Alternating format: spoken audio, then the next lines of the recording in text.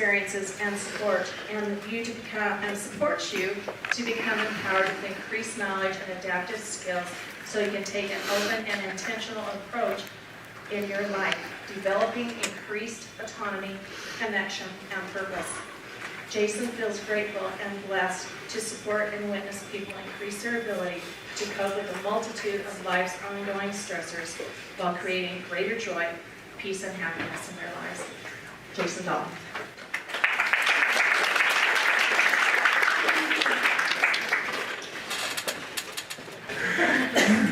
Hey, I just did the first session and it went really well, so I'm a little more relaxed, but there's not enough time to cover the material.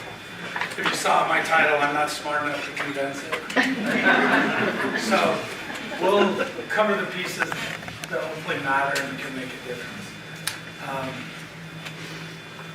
At the outset, I just want to say I've been working with adolescents and their families in the community, in courts. I spent a lot of time, most of my career, in residential programs or wilderness therapy. And in all of my opportunities to interact with people, families, and their struggles, I've just never found a better word to describe that experience than sacred. To be with someone while they're working through shame, trauma, family conflict, whatever it may be, I've just never found a better word than a sacred experience as people are opening up and vulnerable. And sometimes they're scared and running away and they're not ready for it, which is okay too. That's just a normal part of this process. The first time my mom asked me to go to therapy when I was 15, I said, "No, Mom, I'm good." I was like, "I'm good." That scared me. That was the scariest experience of my life up to that point. I was like, there's no way I'm telling anyone what's going on inside of my head. And my heart, for that matter. So, I also just want to make a quick reference. A lot of this shame, the transitional stuff, has become a lot more clear to me. Several years ago, I was given the opportunity through the company that I work for to go to California and to be trained in what's called brain spotting. Any of you that are familiar with it, it's an outgrowth of EMDR. I'm not going to talk a lot about that today, but that became life-changing for me in my own work. And there's a part, I met this man, Steve Sawyer, who was doing the training. A lot of this information comes from Steve Sawyer. He's connected to a lot of people, but the people that have influenced me, and there may not be direct quotes or references here, but most of this information comes from Gabor Mate and a lot of the reading that I've done of his work around attachment. Dan Siegel with interpersonal neurobiology, and just a fan of Brene Brown and some feisty Texas attitude, you know, and some wonderful work. So those would be my main sources in any of this. I love it. We can't get away from them. So, I've had a lot of good colleagues and a lot of good experiences in training, and the people that I've worked with. And then there's my family, part of my family. So this becomes an important part of the story. In grad school, I walked home one day. I didn't walk home. Starting to sound like my grandpa. Uphill both ways. If you ever ride your bike up Blacksmith Fork, it's true. It's harder to ride down than it is up. Go experiment with it. It's true. If the wind's blowing the right way. I went home and I said, "Mom, did I ever attach to you?" Because I had this feeling that I hadn't. Most people don't even know what attachment is. And attachment impacts our entire lifespan, whether we know it or not. Patterns, neural pathways, our nervous system is impacted by attachment patterns from birth up. And models are created that we then generate and take into our world. And so we make sense of the world through the attachment models we grew up with. So this is a confounding question for a lot of people. My mom's answer was, "You never allowed me to." if you have any understanding about attachment, I was already in trouble because she was blaming me. And so it's a role reversal. So I've done a lot of work, of my own work. I've looked at the generational stuff a lot. On this side is my paternal grandma and grandpa. Grandpa Hiram Cloyd. He said, "I love you" to my grandma on the day he got married, and he never said it again. He died the year before I was born, and all I heard were stories about him. And grandma was always like, "Does grandpa even love me?" So there's a tone set, no emotions. My dad, great guy, but emotionally incompetent. I mean, fully incompetent. I started to approach him about some of these things at that same time. And at one point he came to me with a look of fear in his eyes, and he's like, "I don't know what you want. This is all you get, drop it." Now that might sound harsh, but at least he was honest. And that gave me something to work with. So, we'll talk about this a little bit later. This is my own narrative. My great-grandpa at 70-something had such an avoidant attachment, is what I'm saying, that he's walking home from the market, he was walking, in a whiteout, won't ask for help, goes into a field and dies. So this stuff can be generational. When I look at my mom's side, Grandpa, his mom died at a young age. He's 13, 14, 15. He jumps on a train and runs away. So he leaves Utah and goes to Washington on a train. I was like, that's cool. My favorite story was Boxcar Children as a kid. It didn't work out and he had to come back. But I spent a lot of time at Grandma and Grandpa's house. I'd drop by their house after work. I don't know if I know who my grandma is. She sat there with a smile. She was super pleasant. I couldn't tell you what her story is. So I'll get into some more of this. That's my family. Here's the hardest part. We all grow up saying, I'm going to do this good part that mom and dad did, and I'm not going to do this ever. And I exactly became them in so many ways, even trying not to. Now, that doesn't mean we're doomed. It just speaks to the power of this and these attachment models that are created before we're verbal. And the good news is they can change because the brain has neuroplasticity. It's not about what happened, it's about how we experienced it. All of that allows us to be more empowered to create change in our life. So, this has to be, I won't read this in its entirety. Gabor Mate, I love what he says. And in his book, someone wrote him some feedback and was saying, hey, I'll never just blame my mom for everything. And so his start in is, moreover, he had misunderstood the point. He had missed the point. There's nothing in my book that blamed parents or advocated doing so. In fact, and I love this, I explain over several pages why parent blaming is inappropriate, inaccurate, and unscientific. Now, if my shame gets triggered, oh, I'm blaming my mom. But I know that that's not the right thing, and it's not helpful, but that is the natural tendency. In a victim stance, that's kind of where I've gone in the past. This happened to me, someone did something to me kind of mindset. So I'm not going to read the rest of that. So whether you're familiar with attachment or not, here's a brief overview of attachment. Dan Siegel, he says we're born with what's called an attachment expectancy model. So biologically, we're driven towards attachment. We already know that mammals are dependent on their caregivers, and without that, they wouldn't survive. Humans are probably the most dependent and dependent for the longest period of time in terms of mammals. So that need for a caregiver to be there is present and necessary. So basically, when an infant has a need, hungry, scared, cold, whatever it may be, we already know this. It creates arousal or dysregulation. And how we know this is a baby cries.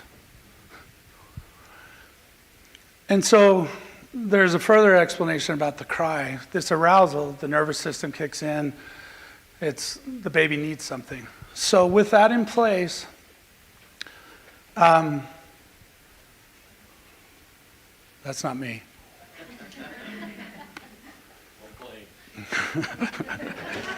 With that, oh, it's that. All right. With that, when the baby cries, there's basically what's called the communication contingency model.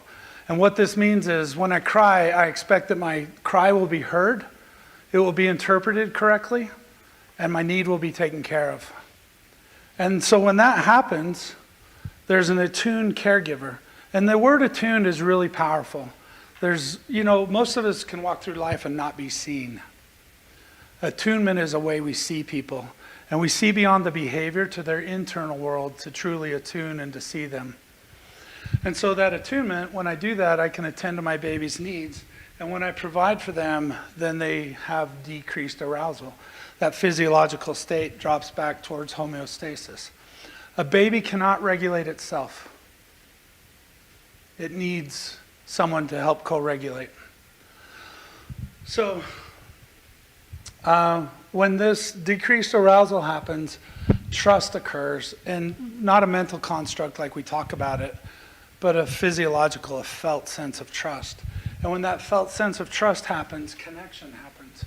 One thing I'll ask us to look at is patterns of connection in our life. Do we even know what connection is? I work with a 50-year-old man, and he's like, "You're the first time I ever heard someone say connection." And he literally felt his body, he's like, "Oh, I don't even know what that is." So, this happens day in, day out, repeated again and again and again. When it happens well enough, we're not talking about perfection. We all don't do great as parents sometimes. But when we do well enough with this, basically a secure attachment can occur. And a secure attachment has 4 S's. We're seen, we're soothed, safety, and security. So the seen, the attunement, soothed is the co-regulation. Because I see you and I know what you need, or I'm guessing close enough to what you need, I can help take care of your need. That provides safety. My needs are taken care of. I'm going to be looked after. And then there's a sense of security that's established when those 3 things are in place. There's an important part about safety. If as a caregiver, you're a source of terror, then safety isn't going to happen. Because again, in that attachment expectancy model, there's a part of our biology, a part of our brain that draws us towards a caregiver for connection. If that person becomes a source of terror, then that can create,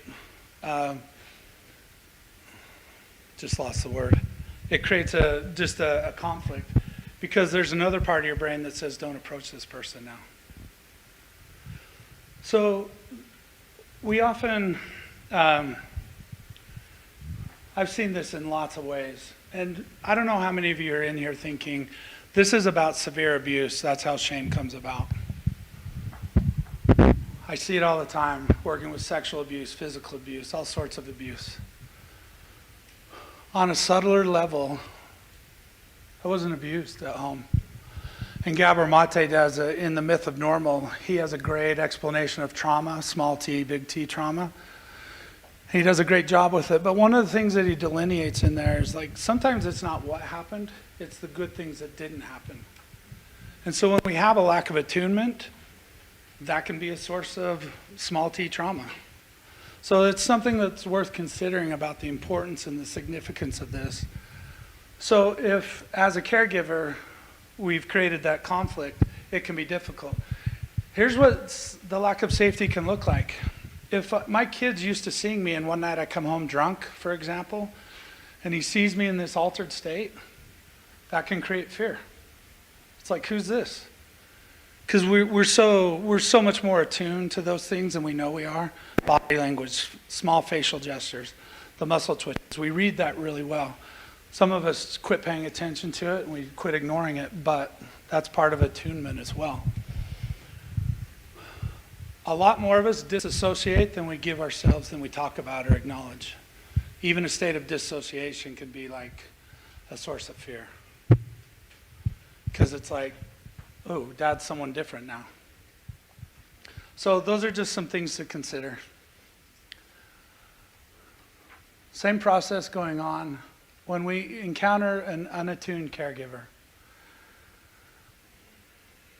There's an increase in arousal. So the physiology doesn't mellow out, it goes higher.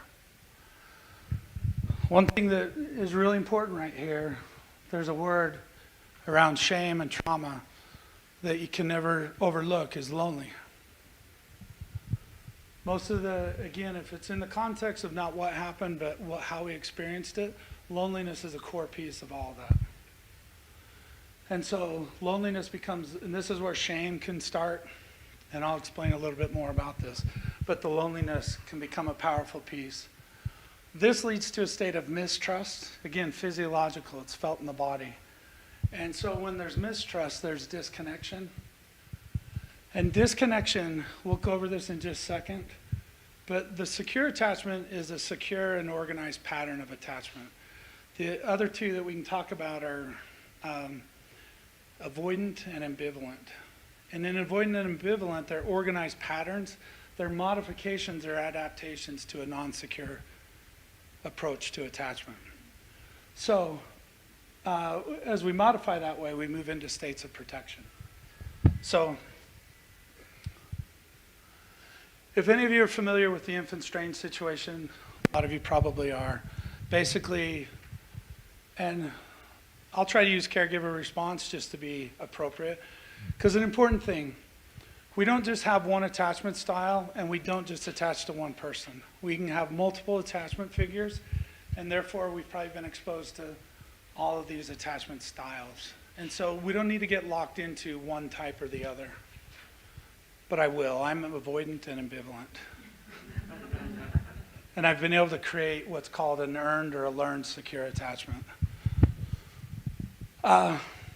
So in the infant strain situation, basically a mom takes the infant into a room at 12 months old. And in the room is a stranger. Not that scary. It's a research assistant, but a stranger nonetheless. And wonderful toys. So at some point, baby starts playing with the toys. Mom walks out. Every baby's distressed when mom walks out. That's not the measure of attachment. When mom walks back in, the way the baby responds tells us what the attachment pattern is. So the secure attachment, baby goes back to mom, is seen and soothed. And because I have this secure foundation, it's like, Mom, those toys are pretty cool. I'm out of here. And so that's what a secure attachment is. I have a secure foundation that's my anchor, and it serves as a launching pad. It's okay to venture out because I have this secure foundation. I always thought I was crazy as an 8-year-old riding my bike around the neighborhood, like with an escape plan. Someone's out to get me, and I need a way to get away. I'm like, something's wrong. For me, it was a non-secure attachment. That's in all my work, I've come to understand that need to hide related to shame and a non-secure attachment. So in an avoidant, mom walks back in, the baby just looks at mom, and it's kind of like, why would I go to you? You haven't done anything for me anyway. And in the avoidant pattern, we're not as, again, we're misattuned, we're not necessarily responding in a timely way to our baby, to their needs. So that avoidant is kind of like, I'm on my own. I'm going to keep everyone at arm's length. The ambivalent is basically when the caregiver, in ambivalent, the caregiver is there and then they're not there.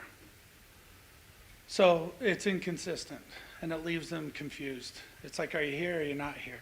And it's kind of like when you're here, it's like I'm going to come at you 100 miles an hour and try to get all my needs met because now you might not be here. It can also be a state of intrusiveness. And so I think the best way to exemplify, I forget the guy that did he models this where basically mom and baby are sitting face to face and the baby's able, mom's modeling the baby, goo goo gaga. And when baby sees that, the idea is mom's mirroring and baby knows what it's experiencing through mom's facial expressions. So mom at some point cuts off and just goes stone-faced. and you watch the baby get distressed, and it's like, oh, you know, and kind of increases, hey, are you there, are you there, are you there? And then other times, the baby's tired and worn out, and mom's intrusive. She's not reading it, and she continues to get in the baby's face. And so that can be a part of that intrusiveness. So there's some inconsistency.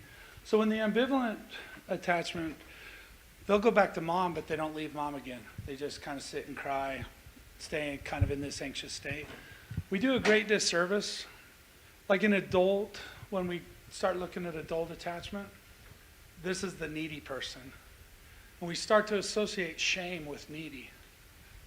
Needs are needs, they're legitimate, and their needs haven't been met. So there's a lot of the vocabulary and a lot of the ways that we speak that just really subtly reinforce shame.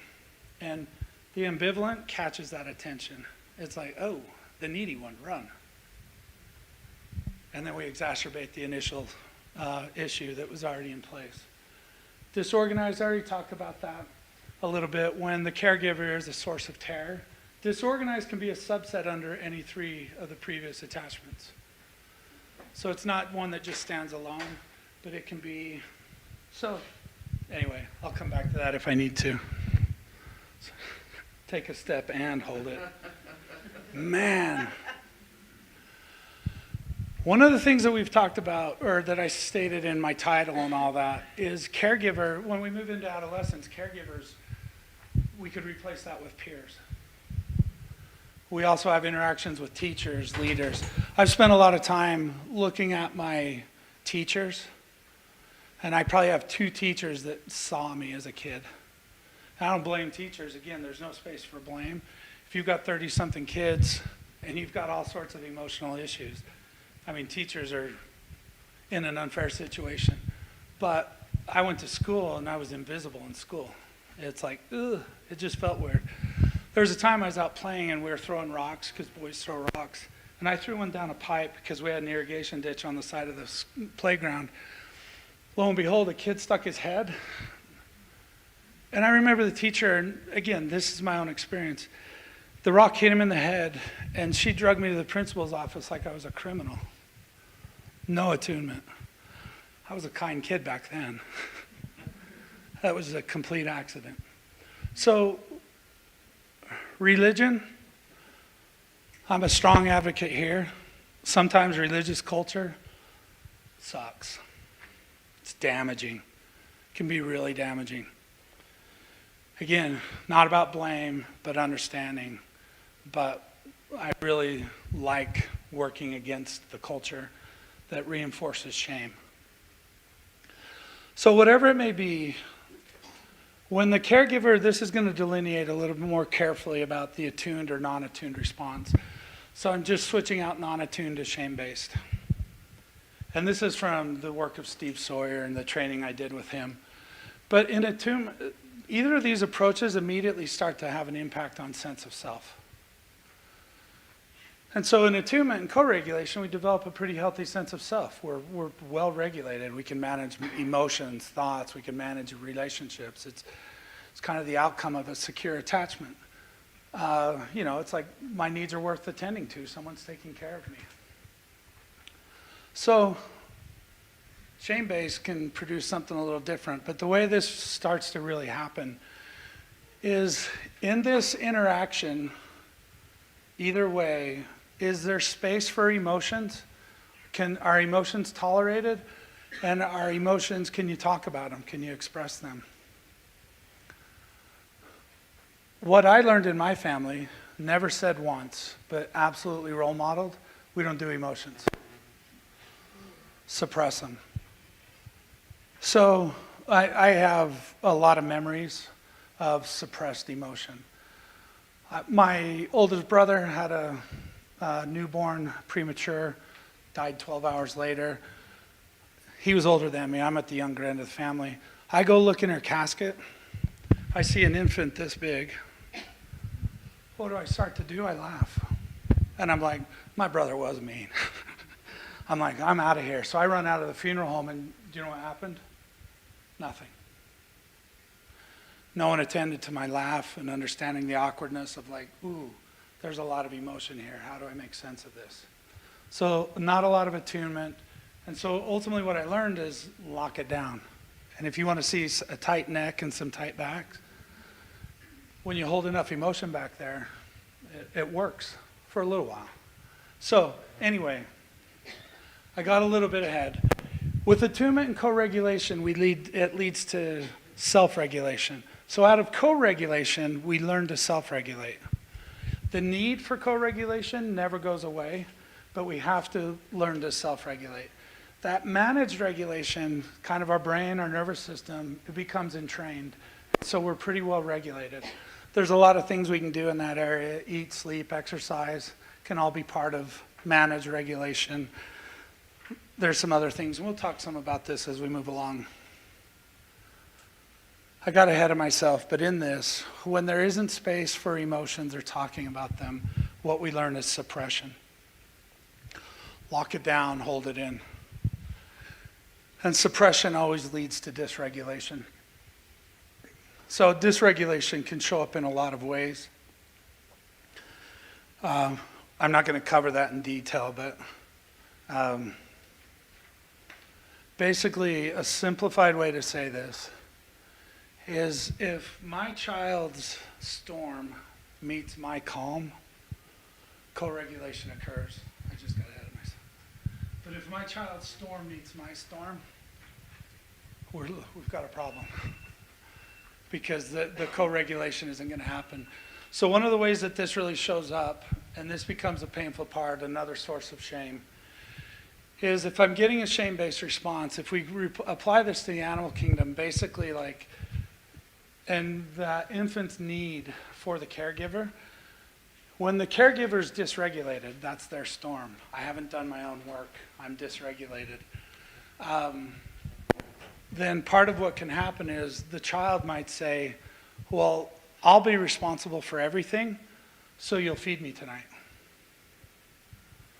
And so if they start to take on the parents and start to regulate the parents, there's a role reversal. And this is subtle. I work with children. I work with 40-year-old, 50-year-old children that are still absolutely afraid. They've never been abused, and they're still absolutely afraid to confront their parents. I can't share this. This will upset my mom. I'll hurt her. And it's so entrained in the nervous system and in their body that it's like even at that age when they haven't done the work, this evokes fear. It's like, I can't do this. It'll ruin the relationship. Because ultimately, if I don't, I'm out. And that's part of the essence of shame is, you know, I'm not good enough or something, I'm inadequate, so I'll be rejected, I'll be abandoned, whatever it might be. So when we appease, I'll be responsible, I'll take care of your feelings, shame can ensue. And again, that's another lonely place. And what really happens here, this is the ways we start to protect, but we actually are disconnecting from self. I'm going to suppress my thoughts, my feelings, my sensations in my body, my needs to take care of yours, and I start to disconnect from self. One of the key ingredients to connection is vulnerability. And when we, they describe this as part of the essence of shame. When our attempts for connection are not met, shame ensues. Because that pain that, I'm not connecting. And so that vulnerability can be one of the first things we start to disconnect from. Because that vulnerability is a threat to us. Because it's where we get hurt. So we start to build, and you either know this in your own life, you see it in your relationships, but some people are just very protected. And I think protected is a much better word than guarded, defended. That just this is more kind of nervous system based. We don't have time for this, but if any of you have seen Hillbilly Elegy, it's a powerful, powerful example of this. He's running through memories all the time. And essentially his mom's in this place of hurt. And so she's always like, hey, come hold my hand. So he walks up and he holds her hand. And this first clip is when he's a little kid. And basically he looks at mom and he says, did I do something wrong? And that's, again, it's the essence of appeasement and shame because he's taking care of mom's feelings. Because if your adult if your caregiver's not taking care of you, you're at risk. How do you survive in the world? So this can really be a powerful, powerful place. And so I'm going to skip that. Shame, real quick.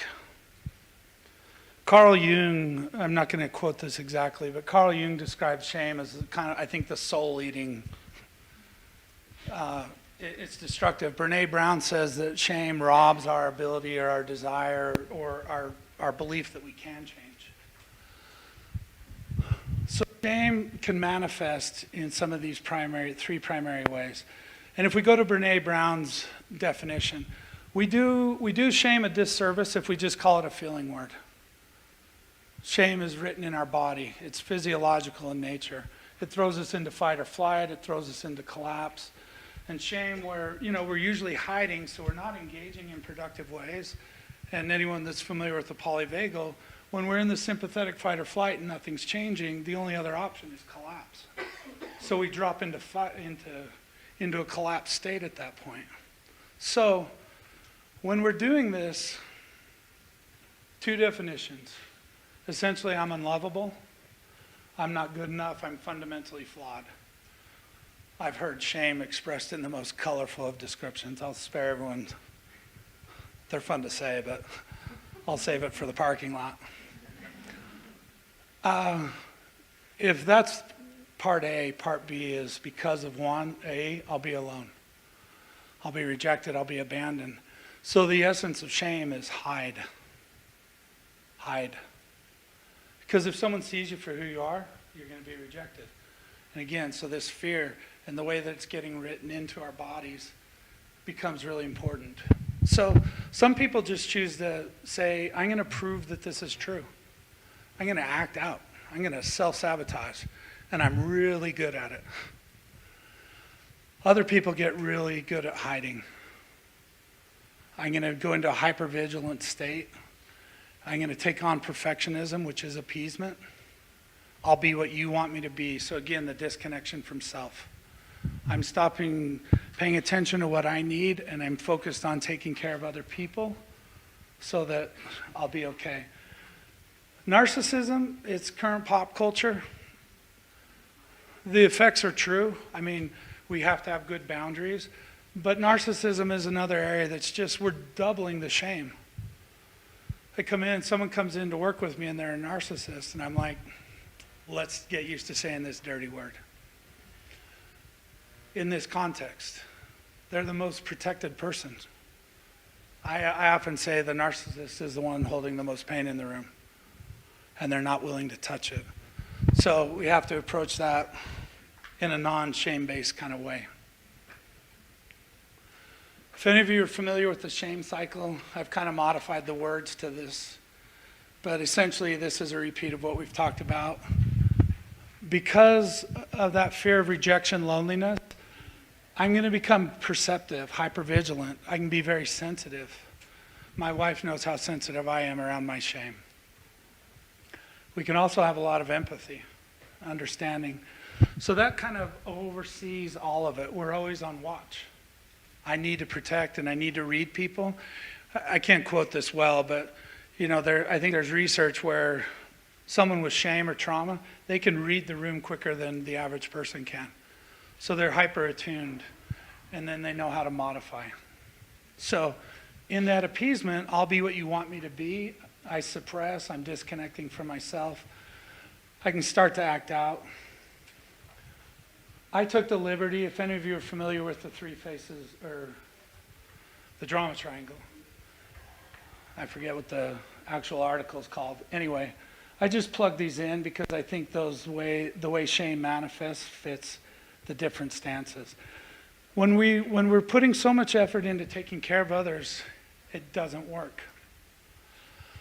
My mom is the greatest, most loving person in the world, and she's still not good enough. She's 88. She's approaching the other side pretty quickly, and in her mind, she's still not good enough for heaven. If you ask anyone in the community, they love her. She's done as much good. But when we're always appeasing and we're not connected to self, not a lot's changing. We're replicating the cycle. because most of these approaches further enhance shame. So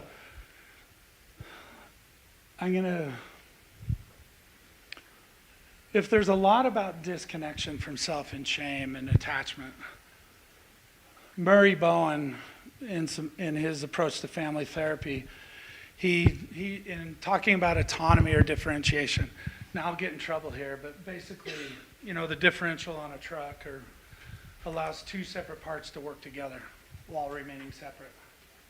And I think that's the essence of this. So essentially, we're born with an innate desire to be independent and free, and we're born with an equal and competing desire to be connected. And how we navigate this can be tricky. A secure attachment promotes something like this. I don't lose myself in order to gain connection. And then those lines would represent strong, healthy connection. A couple words that fit this. To have an interdependent relationship, because we need each other, again, co-regulation the need for it never goes away. We're interdependent beings. This is only about influence. It's not about control. This is going to be a subtle area where a lot of parents are like, control. So this is about influence, and the real key word here is acceptance. Dan Siegel talks a lot about linkage and differentiation. And like in a parent-child relationship, he's like, can we respect and honor the differences in our child, or do we need them to be what we want them to be? Then we're not honoring the differences. And as we honor the differences, can we create linkage or connection?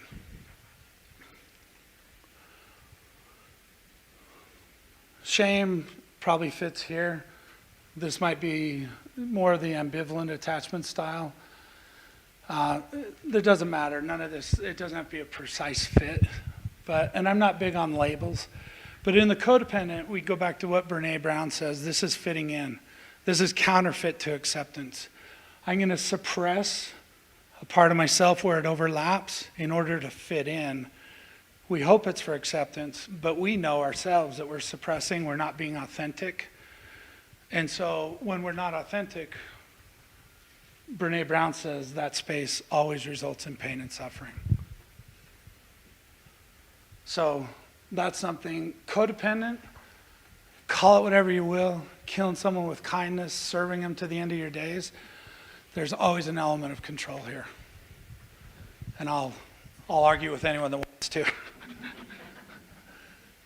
If you want to call it something else, I mean, there can be another face to it, but in a codependent state, it's about control. It's a state of protection. This is America, polarized, separating. We're independent. We're out west. We do it ourselves.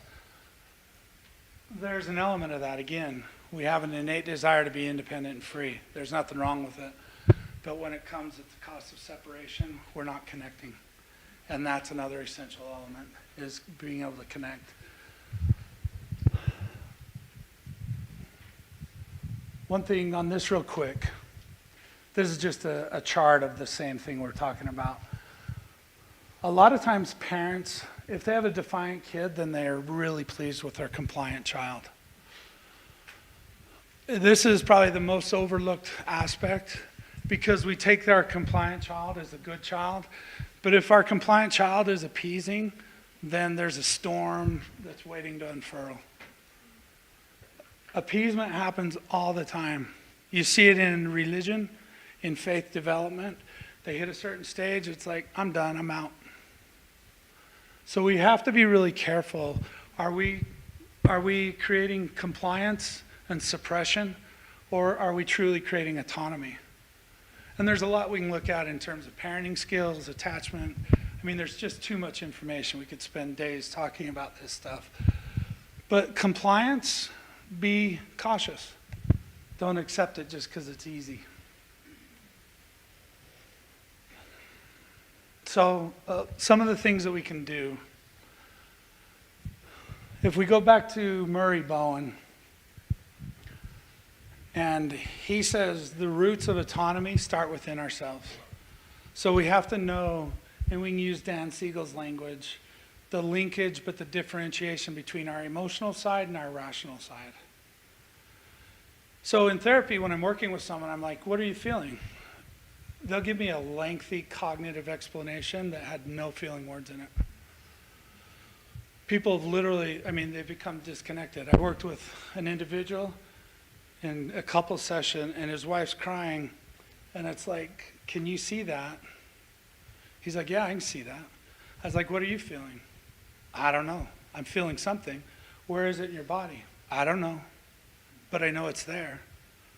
This guy was brilliant, but he was so disconnected. So in this, Dan Siegel, if any of you are familiar with his work, the interpersonal neurobiology, he talks about 9 states of integration. I'm not going to cover all those, but all those would also fit within this circle. Because if this circle represents self, what we really need to do is get back into self.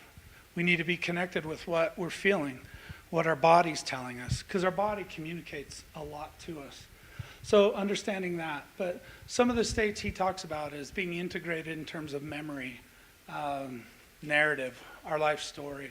In the attachment quote, there was a thing from Dan Siegel that he says a parent that's made sense of their attachment history is, I'm paraphrasing, is less likely to pass on their attachment style. So the essence of what he says is the more you do your own work, that's the greatest gift you can give your kid, because you're less likely to pass your stuff on. And that's the transitional character. When we start to interrupt generational transmission, we become a transitional character. And this is a powerful place. It's a painful place. There's a lot, Gabor Mate talks about this, that doing this heavy lifting, digging in deep like this, not a lot of people want to do it. It's kind of scary. It hurts for some, depending on your history. But it's worth it. Dan Siegel also, this is an important thing just to help us be more aware, consciousness. Dan Siegel is a psychiatrist, does a lot of therapy, and he's at UCLA, and essentially he took anyone from UCLA that would work with him to come up with a definition of the mind. So in the 90s, when brain scans came online, everyone became really excited. We've learned what we have from that. But he's like, let's define the mind. He said this was a really difficult process. It nearly didn't work.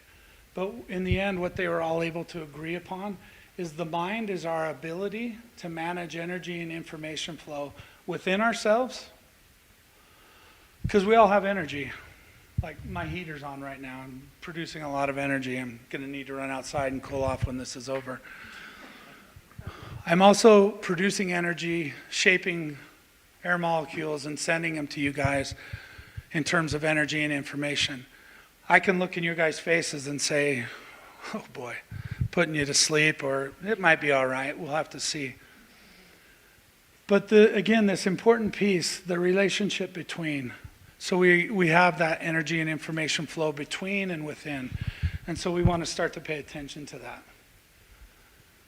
One of the ways we can start to evaluate ourselves and our relationships, can we see? Can we see ourselves? Can we soothe ourselves? Do I have any self-regulation skills? Is there safety, security? So that becomes, as we go through this, I want to emphasize 2 things. And we'll run out of time probably before we get through this. All of this starts with self and applies to the relationship. Brene Brown, I think, says it really well, that shame happens in a relationship, so part of it has to happen in the context of relationship as well. So Dan Siegel, he's an acronym weirdo. His phrase is, do your part of connection. So again, do your part of connecting with yourself, do your part of connecting with others by presence, attunement, resonance, and trust. So presence, if you guys go to a restaurant tonight, look at how many couples are sitting together and how attuned or how present they are. It's like if your phone was still there. You see this more often or not. People are on their phones and they're not even connecting. If we're on our phones, we're not present unless we're present with what we're doing on our phone. But in the context of a relationship, it takes us out of presence immediately. Attunement, we've covered that. Can I see the internal world of the other? Resonance is what we feel. It's the energy between us. Are we in harmony or are we in discord? And what do we do with that? When we're in discord, I get hurt and I hide from my wife, but my front to her is like, hey, I'm good. She'll come to me a couple days later. She's like, you ready to talk? I'm like, what, about what? We're good. She's like, after 30 years, you think you can hide from me? I'm like, yeah, I guess not. Presence, attunement, resonance create trust. People with shame, one of the most common phrases I hear from them is, I don't trust myself, I don't know myself. I don't say this flippantly, but of course you don't. You've disconnected in order to survive. So the work becomes to plug back in. And we're going to run out of time. This sift becomes a great way. What am I sensing in my body? What images are going through my mind? You know, if we get activated, we get triggered. And if a straight line represents homeostasis, we get triggered, and so we go up this arc of activation, dysregulation. If we pay attention to that, it's like, oh, my body's telling me I'm now dysregulated. If I start to listen to my body, what's it telling me? Images that go through my mind, can I tolerate these? What feelings, what thoughts? So kind of it's a great way to start to track. When we do this in Dan Siegel's language, we're developing mind sight, or these maps. We're understanding ourselves. We're moving towards integration. And so when we do it for others, empathy.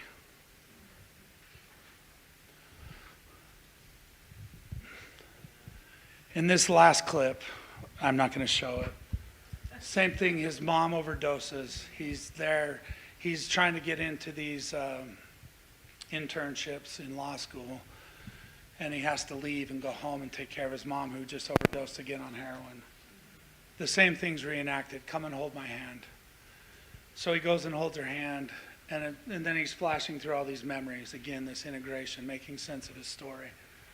And then he turns and he says, Mom, I'm not saving anyone here. I love you. I hope you do the right thing, but I need to go. It's a powerful amplification of autonomy, differentiation, overcoming shame. And so it's a powerful story. I hope we don't lose the mark on thinking, well, I haven't experienced those things. Again, I wasn't abused. Gabor Mate does a great job of defining trauma. I don't know if I said this. Small t, capital T, trauma. The good things that didn't happen. So it's just really important that we don't compare, we honor our story.